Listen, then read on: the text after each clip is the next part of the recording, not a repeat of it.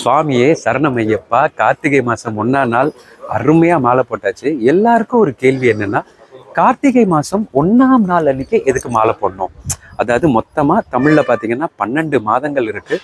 ஐப்பசியில் போடலாம், தையில் போடலாம். கார்த்திகை 1ஆம் தேதி அன்றைக்கி மாலை போடுறதுக்கு என்ன அப்படி ஒரு ஸ்பெஷல் காரணங்கிறதுக்கு தான் ஒரு குட்டி ஸ்டோரி சொல்ல போகிறேன். அதாவது நம்ம இவ்வளோ தூரம் ஐயப்பனை வணங்குறோம்ல, நேராக சபரிமலைக்கு போய் தானே வணங்குறோம். அந்த சபரிமலை மகா கோயிலை கட்டுறதுக்கு அடிக்கல் எடுத்து வச்ச நாள் தான் கார்த்திகை 1. இதை கட்டணும்னு முடிவு பண்ணது பந்தலராஜா. ஏன்னா மகிழ்ச்சியை வதம் பண்ண அப்புறம் ஐயப்பன் வந்து அவதார கோலத்திலேருந்து அசிரீதிக்கு போயிடுறாரு. அப்போ தான் பந்தலராஜாவுக்கு தெரிய வருது, ஆஹா 12 வருஷமா நான் வளர்த்தது ஒரு தெய்வத்தையா, ஒரு கடவுளே என் வீட்டில் இருந்திருக்காரான்னு பந்தலராஜாவுக்கு கை கால் புரியல. பயங்கர சந்தோஷம். அதே மாதிரி அவர் இப்போ நான் விட்டுட்டேனே, இப்போ அவர் என் கூட இல்லையே அப்படின்னு சொல்லி அப்படி ஒரு வருத்தம். அது அவரோட அந்த கதறல் வந்து மேல் லோகத்துக்கு கேட்டு உடனடியாக பரசுராமரும் நாரதரும் அவர்கிட்ட வந்து, பதட்டப்படாதப்பா, ஐயப்பன் திருப்பி உனக்கு ஏதாவது நல்லது செய்வாருங்கும் போது அவருக்கு ஒரு அசிரீதி குரல் ஐயப்பன் வந்து கேட்குது.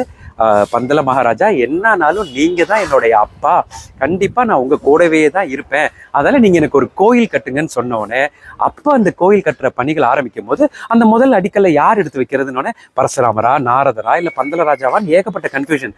மறுபடியும் ஐயப்பன் அசிரீதியில் வந்து சொன்னது என்னன்னா, தனக்கு எல்லா வித்தைகளும், அதாவது மகிழ்ச்சியை எதிர்த்து போராடுறதுக்கு கலரியா இருக்கட்டும், கத்தி சண்டையா இருக்கட்டும், போர்ல வந்து போர் புரியறதுக்கு எல்லா விதமான வித்தைகளும் கற்றுக் கொடுத்த தன்னோட குருநாதர் தான் அந்த முதல் அடிக்கல்லை எடுத்து வைக்கணும் அப்படின்னு அன்னைக்கு அந்த பந்தல மகாராஜாட்ட கேட்டது தான்.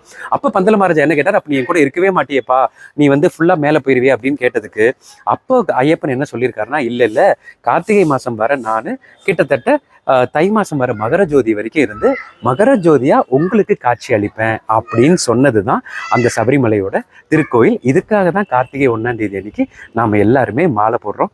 ஸோ கார்த்திகை 2ஆம் நாள் அன்னைக்கு சிறப்பாக நிறைய பேர் மாலை போட்டு நிறைய அவங்களோட கமெண்ட்ஸையும் வந்து நீங்கள் எனக்கு சொல்லிட்டு இருக்கீங்க. எல்லாரோட பிரார்த்தனைகளும் நிறைவேறதுக்கு நான் ஐயப்பனை வேண்டிக்கிறேன்.